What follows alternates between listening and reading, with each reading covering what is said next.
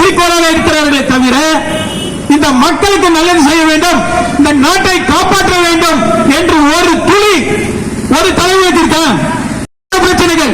ஏன் நான் சொல்றேன்னா, இதெல்லாம் பேச ஆள் இல்ல, கேட்க ஆள் இல்ல, செய்ய ஆள் இல்ல.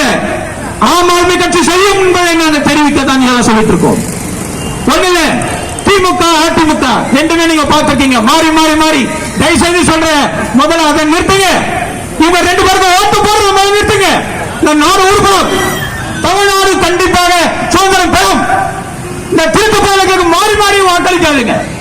ஏன் சொல்றேன்னா, இப்ப சொல்றாங்க ஒரு தெரு சரி நல்லா இருக்கா, நீங்க போறீங்க ஒரு ஒரு வீட கேட்கிறேன், மக்களை கேட்கிறேன், தெரு தெருவா போறோம். நம்ம ஒரு தெரு சரியில்லை, குண்டு குழியுமா. இத்தனை வருஷம் ஆட்சியில் இருந்து ஒரு தெருவ தரமான ஒரு சாலை அமைக்க வக்கில்லாத நீங்க இந்த நாட்டை காப்பாற்ற போறீங்களா சொல்லு.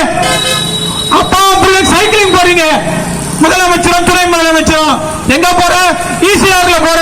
ஏன்னா ஈசிஆர்ல ரோடு நல்லா இருக்கும், அதனால ரெண்டு பேரும் சைக்கிள் ஓட்டுறாங்க.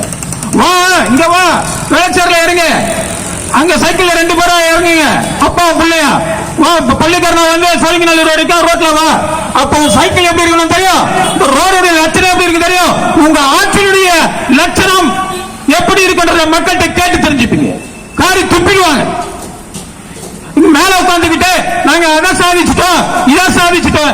என்ன சாதிச்சிட்டீங்க?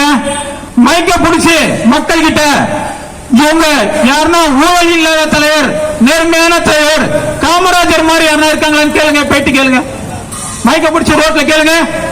இப்ப இருக்க தலைவர்கள் காமராஜர் மாதிரி ஒரு தலைவர் ஆளுங்கட்சி எதிர்கட்சியில ஒருத்தனும் கிடையாது. இதுல வீராப்பி பேசிட்டு இருக்கான். மக்களுக்கு அடிப்படை வசதிகள் என்னங்க? என்ன வசதி?